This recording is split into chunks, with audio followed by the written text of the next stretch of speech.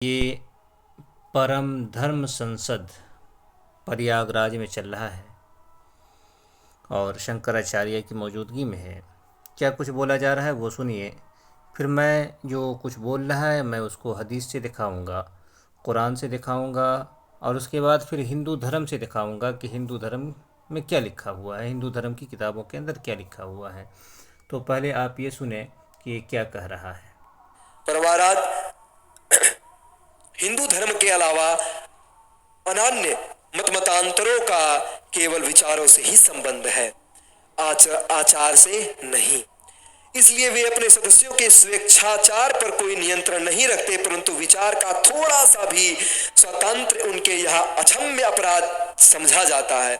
जैसे एक मुसलमान स्त्री हत्या, बाल हत्या, सामूहिक हत्या, सुरापान, खुदा के नूर का सफाया आदि कुकृत्य करता हुआ भी पक्का मामीन कहलाया जा सकता है, बशर्ते कि वह पैगंबर और कुरान पर यकीन रखता हो। उदाहरण के लिए नादिर, चंगेज खान, मोहम्मद बिन कासिम, औरंगजेब आदि।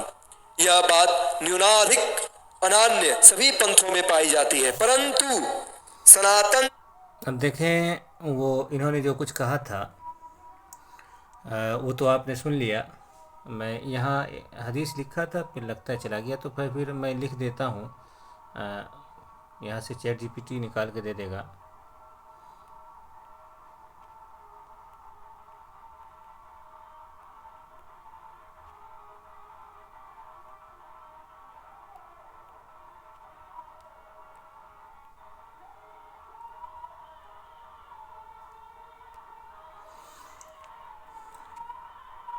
देखें अगर खुल जाए नेटवर्क को तो। हाँ, यहाँ लिखा है कि हदीस ला यज़नी ज़ानी ही न यज़नी वह मोमिन सही बुखारी और सही मुस्लिम में मौजूद है, यानी बुखारी और मुस्लिम के अंदर मौजूद है। यहाँ देखें हदीस नंबर भी है, सही बुखारी 2475 और सही मुस्लिम 57। तो हदीस का तर्जमा क्या है ये देख ले, फिर मैं आपको हिंदू धर्म की किताब से दिखाऊंगा कि बड़े बड़े पाप के बारे में क्या लिखा है। ये देख लिखा है अबू हुरैरा रज़ियल्लाहु तआला अन्हु से रिवायत है कि रसूलुल्लाह सल्लल्लाहु अलैहि वसल्लम ने इरशाद फरमाया, ज़ानी जब ज़िना करता है तो उस वक्त वो मोमिन नहीं होता, उसका ईमान निकल जाता है। इसी तरह शराबी के बारे में है, जो चोरी करता है उस वक्त वो मोमिन नहीं होता। कोई शख्स जब किसी का माल ज़बरदस्ती छीनता है और लोग उसको देख रहे होते हैं तो वो भी उस वक्त मोमिन नहीं है। तो इस तरह की बातें हदीस के अंदर है। कुरान के अंदर तो बहुत सी जगहों पर कत्ल को, एक इंसान एक बेगुनाह के कत्ल को पूरी इंसानियत के कत्ल के बराबर कहा है। आप मेरी वीडियो के अंदर देखेंगे, मैंने कई वीडियो के अंदर दिखाया है कि हिंदू धर्म में औरतों की हत्या यानी औरतों को जान से मारना, जान से मार देना, चाहे वो किसी भी जाति की औरत हो, ऐसा है जैसे कुत्ते को जान से मारा हो, जैसे छिपकली को, कौवे को, उल्लू को जान से मारा हो। वो आप अग्नि पुराण के अंदर वो बात लिखी हुई है। यहाँ देखिए बहुत सारे पापों का जिक्र है, जो इन्होंने कहा था वही पाप हम निकाल करके दिखाए हैं। और प्रयागराज में ये चीज़ चल रही है तो उसी हवाले से ही ये चीज़ मैं आपके सामने ला करके दिखा रहा हूँ। यहाँ लिखा है उन सबों की बातों को सुनकर इंद्र ने कहा, कौन सा महातीर्थ ब्रह्महत्या कहते हैं ब्राह्मणों की मारना, जान से मार देना, गौवध नामक महापाप को, गाय को काटने वाले को, स्त्री वध नामक पाप को, कोई स्त्री को कत्ल कर दे तो जो पाप लगता है उस पाप को, स्वामी दरोह से उत्पन्न होने वाले पाप को, मदिरा शराब पीने से होने वाले भयंकर पाप को, सुवर्ण चुराने से होने वाले पाप को, सोना इनके यहाँ चुराना ब्राह्मणों का बहुत बड़ा पाप है, गुरुजनों की निंदा करने से उत्पन्न पाप को, तथा भ्रूण हत्या से होने वाले पाप को, जो बच्चा पेट में मर जाए, बच्चे को पेट में मार दे, और उसके बाद राजद्रोह से उत्पन्न बहुत अधिक कष्ट देने वाले पाप को, मित्रद्रोह तथा विश्वासघात जन्य पाप को, देवभेद तथा लिंगभेद जन्य पाप को, ब्राह्मणों की वृत्ति का विनाश करने से उत्पन्न पाप को, तथा गोचर भूमि को विनष्ट करने से उत्पन्न पाप को, किसी के घर को जला देने तथा घर में आग लगाने से उत्पन्न पाप को, ये जो 16 महापाप है उनको, तथा अन्य पाप को, ये जो अगमिया गमन बोलते हैं कि वो औरत जिससे विवाह नहीं हो सकता है उसके साथ इस तरह का कहते हैं आपको, उसके साथ गलत कर देना, संभोग कर लेना, सेक्स कर लेना, तो उसको ये कहते हैं। तो अगर कोई ऐसा भी पाप कर ले जो अपने घर की औरत है ख़ास, उससे आप उसको आप समझ लें।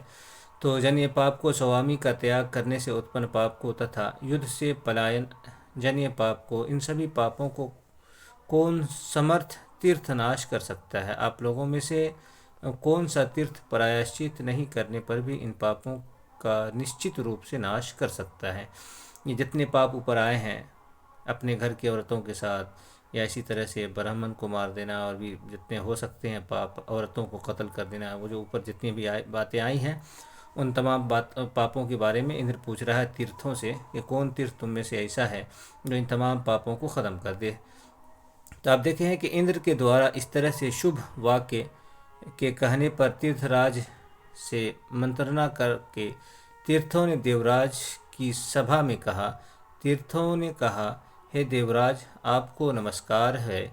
आप सुने सभी पापों को विनष्ट करने वाले सभी तीर्थ हैं।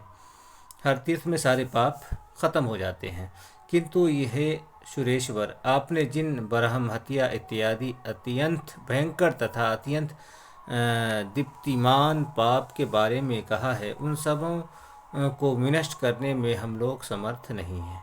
हे महाभाग, प्रयाग, पुष्कर, सर्वोत्तम, अर्ध तीर्थ पापों का नाश करने में समर्थ, वाराणसी, ये चारों तीर्थ महापापों का नाश करने में